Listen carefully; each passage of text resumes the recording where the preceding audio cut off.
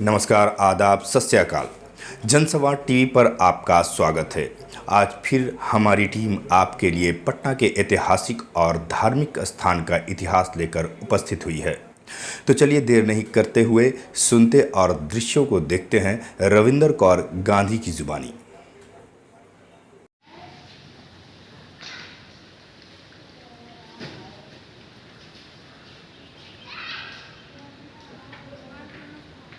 सत श्री अकाल सारिਆਂ ਨੂੰ।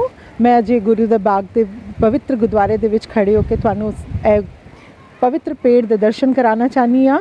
मैं दसना चाहनी हाँ कि जब गुरु जी अपने दातुन करके सब तो पहले नीम की डंटी इत्थे पाई सी तो उन्होंने अपने नाल कड़ा खोल के भी इत्थे पा दिता सी ते और बाकी बोलिया सी कि पेशावर तो जेड़े भी संगत इत्थे आणगे ये दरखत जद भी वड्डा होके जद भी तोड़ोगे तो उसदे विच कंगन निकलेगा।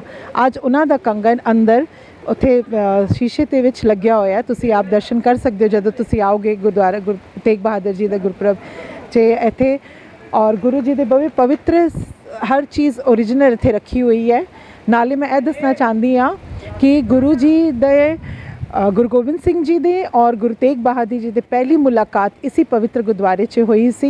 4.5 साल दे गुरु गोबिंद सिंह जी से ता उन्होंने अपने पिता के दर्शन इत्थे किसे पहला मिलाप उन्होंने इत्थे ही होया। गुरु के बाग के पास खड़ी हूँ जिनकी कहानी यही है कि 2 मुसलमान भाई थे, रहीम बख्श और करीम बख्श, जिनका ये पूरा बाग था और यहाँ पे एक माली काम करता था। जब माली से किसी साधु ने आकर फल मांगे तो माली ने इनकार कर दिया था। उसी माली को श्राप देते हुए साधु जी ने बोला कि अब तुम्हारा ये सूख जाएगा बाग, कभी खिलखिला के नहीं रहेगा।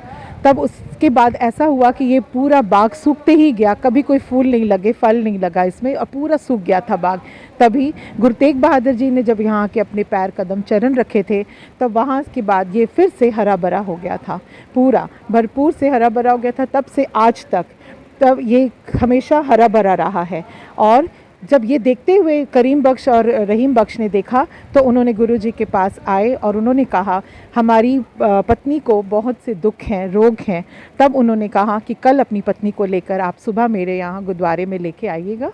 ऐसे करके उन्होंने उनको सुबह अगले दिन बुलाया और ले चलती हूँ जहाँ पे जब उन्होंने अगले दिन नवाब जी की जब बीबी यहाँ आई थी तो उन्होंने यहाँ बोला था बाबा जी ने कि मैंने इस कुएं को, यहाँ एक कुआं है जिसके पानी को वरदान है, जिनके यहाँ संतान नहीं होती या जिसको कोई रोग होता है तो ये यहाँ पे निश्चित है कि वो यहाँ पे स्नान करेंगे।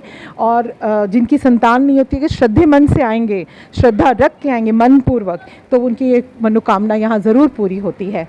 और ये हमारा ये कुएं के पानी का है जगह जहाँ पे स्नान करके आप अपने आप को पवित्र कर सकते हैं, सारे दुख को दूर कर सकते हैं।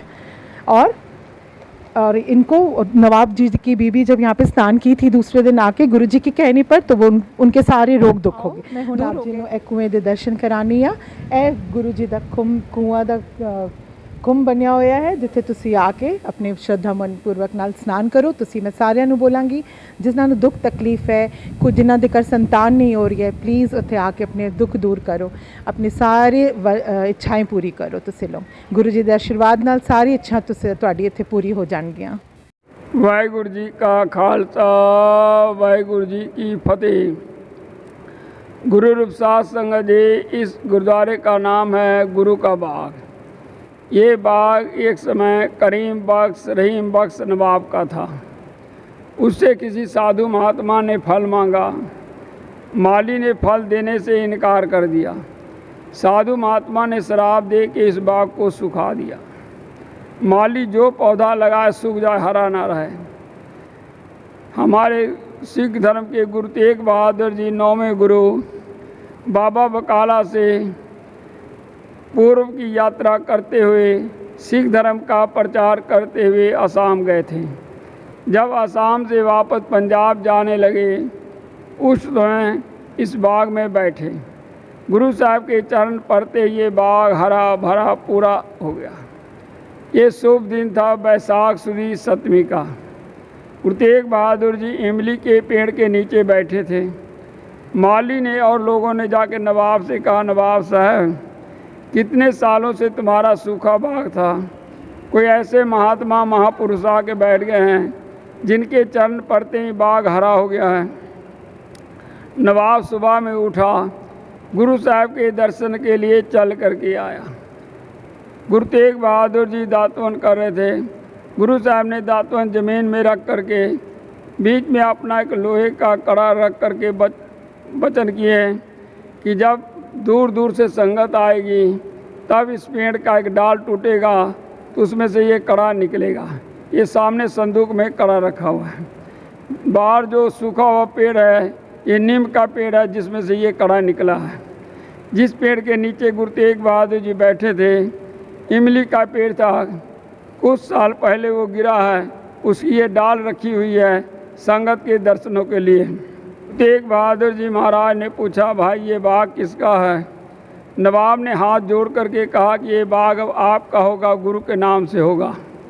गुरु तेग बहादुर जी महाराज ने 3 बार पूछा। 3 बार नवाब ने कहा कि ये बाग अब आपका है, गुरु के नाम का बाग है।